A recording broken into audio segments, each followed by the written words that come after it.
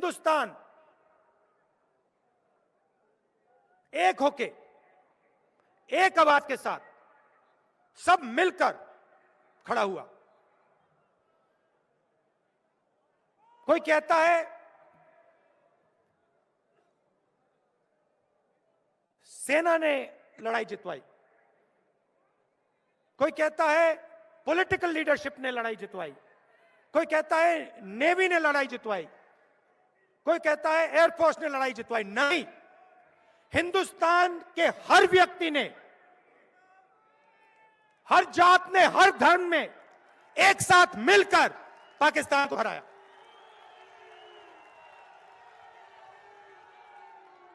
लाखों परिवारों ने अपने घर से सोना हिंदुस्तान की सरकार को दिया।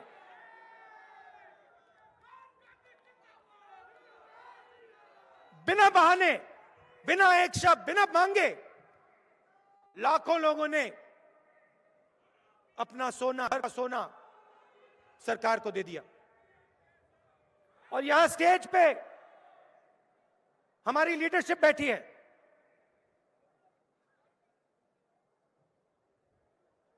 जो सेना और बॉर्डर पे जाके लड़े,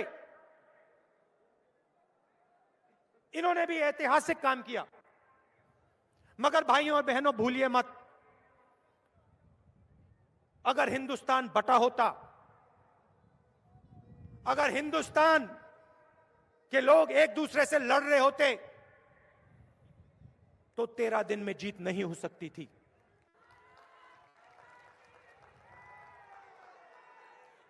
दूसरी बात, 13 दिन में जीत क्यों हुई? क्योंकि भाई और बहनों, पाकिस्तान बटा हुआ था। पाकिस्तान के अंदर लड़ाई थी। ईस्ट पाकिस्तान और वेस्ट पाकिस्तान के अंदर लड़ाई थी। पाकिस्तान कमजोर था। यह सबसे जरूरी लेसन है।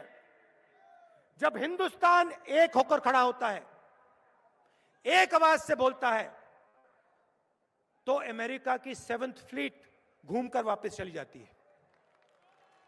कोई खड़ा नहीं हो सकता इस देश के सामने। अगर यह देश एक साथ मिलकर एक आवाज के साथ बोलता है, कोई शक्ति नहीं है दुनिया में। भाइयों और बहनों, दुख की बात क्या है? आज देश को बांटा जा रहा है, देश को कमजोर किया जा रहा है, कमजोर किया जा रहा है। एक भाई को दूसरे भाई से लड़ाया जा रहा है। एक भाई दूसरे भाई को डरा रहा है। कमजोर लोगों को मारा जा रहा है। और पूरी की पूरी सरकार 2-3 लोगों के लिए, 2-3 पूंजीपतियों के लिए चलाई जा रही है।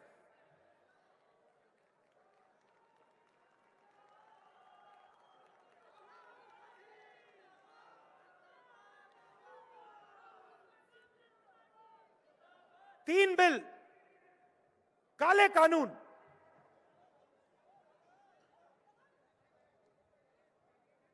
किसानों के खिलाफ, उनकी मदद करने के नहीं, उनको खत्म करने के लिए बनाए गए।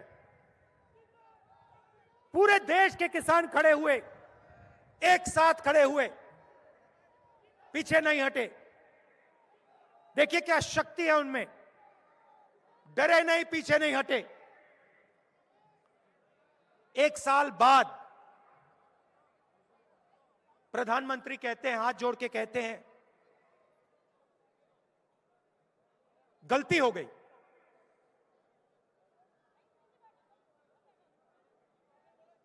माफी मांगता हूं। और फिर माफी मांगने के बाद जो 700 किसान शहीद हुए, उनके बारे में बीजेपी के लोग पार्लियामेंट में कहते हैं कि कोई शहीद नहीं हुआ। एक किसान की मृत्यु नहीं हुई। पंजाब की सरकार ने 400 किसानों को कंपनसेशन दिया, मैंने लिस्ट निकाल कर पार्लियामेंट में रख दी, कहा ये देखो, ये है पंजाब के 400 किसान, हरियाणा के 70 किसान, इनको आप कॉम्पनसेशन दीजिए। कॉम्पनसेशन तक नहीं दी। किसके लिए काम किया जा रहा था? भाइयों और बहनों, ये गलती नहीं थी, ये साजिश थी। किसके लिए किया जा रहा था? दो उद्योगपतियों के लिए, 2-3 उद्योगपतियों के लिए। हिंदुस्तान के हर एक किसान की आमदनी की मेहनत उनसे छीनी जा रही थी। कांग्रेस पार्टी खड़ी हुई, किसान खड़े हुए, बाकी विपक्ष के लोग खड़े हुए, इसीलिए प्रधानमंत्री ने माफी मांगी।